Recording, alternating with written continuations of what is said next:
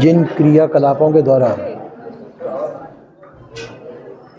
हमारे अंदर अशांति पैदा होती हो वो असाधन हो जाता है, साधन नहीं। जिन क्रियाकलापों के द्वारा हमारे चित्त में शांति पैदा होती है वह साधना है। संसार में हम रहते हैं और संसार की क्रियाकलापों को देखते हैं। विवेकवान पुरुष विवेक से काम लेते हैं और साधारण मनुष्य साधारण तरीके से काम लेते हैं। तो विवेक से काम लेना ज्यादा अच्छा है। एक दफे मैं इलाहाबाद कुंभ में गया था। वहाँ नागा लोगों की शाही चलती है, गंगा स्नान के लिए आते हैं।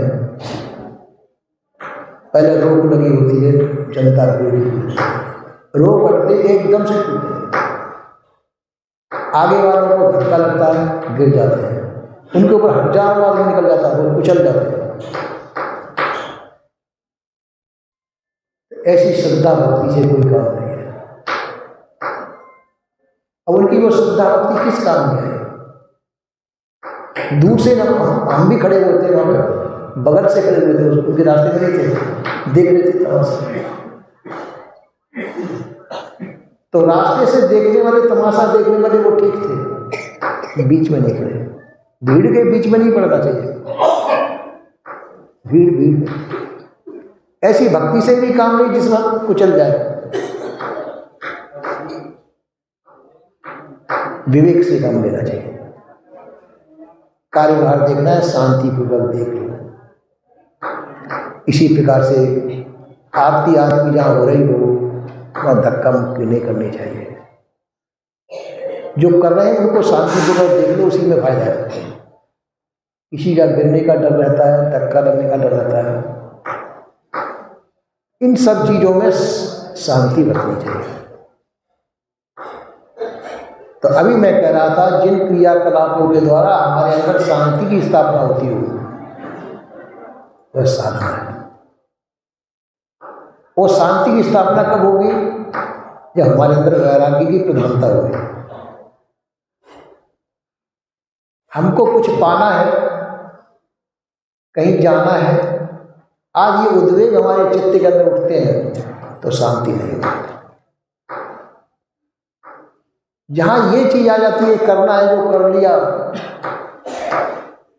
अब न करने को कुछ रहा नहीं, सब कुछ कर लिया और वास्तव में आपने सब कुछ कर ही दिया। तो आपको करना क्या? करेंगे तो संसार का काम करेंगे और संसार के कार्य का फल गुलामी हुई। तो संसार की गुलामी के लिए जो कुछ करेंगे तो उससे अशांति पैदा होगी। जहां गुलामी से छूटने के लिए जो कार्य किया जाए वो आपकी साधना हो जाती है। आप सभी व्यक्ति जितने भी हैं, जीव स्वयं सिद्ध है, उसको साधना की आवश्यकता नहीं है। साधना की आवश्यकता उनको है जो सिद्धावस्था को प्राप्त नहीं है, जिनकी अभी संसार में लगन है, संसार में चुपकाहट है, जो संसार में मान बढ़ाए, आज कुछ भी चाहते हैं, कुछ पाने की इच्छा है संसार में, उनके अंदर कुछ चल रहा है। इस शांति के लिए चाहिए कि तुलसीदास जी के जाए में चाहिए कबू कुछ, इसको कभी भी कुछ भी नहीं चाहिए, ऐसे पुरुषों के अंदर शांति रहती है। और जहां चाहना उत्पन्न हो जाती है वहां अशांति उत्पन्न हो जाती है। तो साधना यही है कि शांति के लिए हमको अशांति को मिटाना चाहिए। अशांति होती है राग के द्वारा। संसार का राग जो है अशांति पैदा करता है। तो संसार के रागात्मक विवाह को हटाने की कोशिश करनी चाहिए। त्याग, वैराग, बोध, विचार से काम लेना चाहिए। जहाँ त्याग वैराग बोध विचार से काम लिया जाए, आप कहेंगे हम घाटे में रहें। जहाँ त्याग वैराग बोध विचार, एक दफे वहाँ पर वृंदावन की बात है, तो वृंदावन में जो है क्षेत्र बट रहा था, तो लोग, एक महात्मा थे वो दूर बैठे हुए थे, लाइन में नहीं लगे, तो लाइन में लग करके धक्का मुक्की भी हो रही थी, और धक्का मुक्की में वो भिक्षा ले रहे थे। अब जिसकी तरफ से क्षेत्र बट रहा था, उन्होंने जो वहां से अपने क्षेत्र में से सामग्री ली, और जो महात्मा दूर बैठे थे उनको वहीं जाकर के दे दी।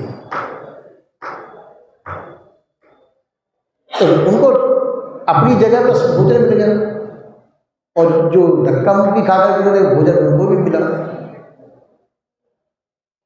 तो इसलिए शांति पकड़ने की आवश्यकता जरूरी है। आपका प्रारब्ध है, प्रारब्ध के अनुसार जैसा होगा वैसा होगा ही होगा। और संसार की वस्तु प्राप्त रहेगी तो संसार की वस्तुओं की कीमत शरीर तक है, और शरीर प्रारब्ध के अनुसार है, अधीन है प्रारब्ध होती। तो आखिर में प्रारब्ध का अंत होगा ही होगा, एक तो आपका अंत नहीं होगा। संत गुरुजनों का वचन है, आपका अंत नहीं होता, शरीर का अंत होता है। इस नश्वर शरीर के लिए भागदौड़ को, और शरीर का जो अपराध शरीर के साथ में है, उसमें अपन घटबड़ कर नहीं सकते, और जिसमें घटबड़ नहीं कर सकते तो व्यर्थ प्रयास क्यों? उस व्यर्थ आपाधावी को, व्यर्थ प्रयास का त्याग करना चाहिए। सहज शांति पूर्वक जो हो जाए वो सरलता पूर्वक हो जाए, उसमें सरलता रखनी चाहिए। सरलता का मतलब है हम जो सहज स्वभाव के, एक सदगुरु जी कवि साहब जी का सहज ध्यान रहो, सहज ध्यान रहो, अर्थ तो दूसरी तरह से है, पर यहाँ अपना भाव गुरुमुख से ही लगाना चाहिए। सहज ध्यान, सहज मतलब बिना कुछ असहजता के, सहजता पूर्वक जो कुछ हो जाए कर लेना चाहिए। असहज नहीं होना चाहिए, जहां असहज होंगे वहां अशांति होगी, और असहजता पूर्वक जो कुछ प्राप्त भी हो जाएगा वो आपके पास रहेगा नहीं। आपके पास वही रह सकता है जो स्वाभाविक है। संसार अस्वाभाविक है, संसार की कोई भी वस्तु आपको प्राप्त नहीं होगी। संसार प्राप्त हो ही नहीं सकता है, किसी को भी नहीं हुआ, और हम संसार के पीछे दौड़ते, यही अशांति है। संसार कुछ भी प्राप्त नहीं हो सकता है। ऐसा सोच करके जो व्यक्ति उदासीन हो जाता है, तुलसीदास जी ने कहा है कि उदासीन नित रहिए गुसाई, खल पर हरिए स्वान की नाई। कुत्ते पे उनकी दृष्टि ज़्यादा वैसी थी, टेढ़ी। संत महात्मा कुत्ते से ज़्यादा तो रखते भी, सब कुछ खा लेता है, कहीं भी मुंह लगा सकता है। तो तुलसी ने कहा कि खल व्यक्ति को कुत्ते की समान समझ करके त्याग करा, क्योंकि वो जहाँ भी जाएगा वहाँ अशांति फैलाएगा। तो तुलसीदास जी की कुछ भाषा को ग्रहण करना चाहिए, कुछ भाषा को छोड़ भी देना चाहिए। जो काम की बात है वो ले लेनी चाहिए। खल खल पर हरिए स्वामी, मतलब खल मतलब अशांति को दूर से त्यागना चाहिए। जिन कारणों से हमको शांति प्राप्त, शांति का प्राप्त होता है, शांति प्राप्त की वैराग के द्वारा, त्याग के द्वारा। त्याग से हमको शांति प्राप्त होगी। त्याग कैसे होगा? ये विवेक के द्वारा। विवेक के द्वारा जो हमने ऐसा समझ लिया, जैसे मैंने अभी कहा कि संसार में कोई भी वस्तु हमारी काबिल नहीं है, शरीर के काबिल है, और शरीर का जो भोग प्रारब्ध के अनुसार वो इसको मिलेगा।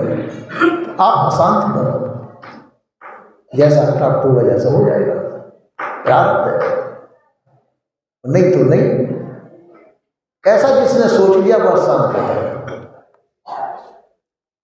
तो इसलिए विवेक पूर्वक शांति जिन्होंने ग्रहण की है वो विवेकवान है, संत है, जिनके अंदर शांति विराजमान है, चित्त वृत्तियां जिनकी शांत हैं, हर वक्त जो शांत रहते हैं, शांति में निमग्न हैं, वह संत हैं।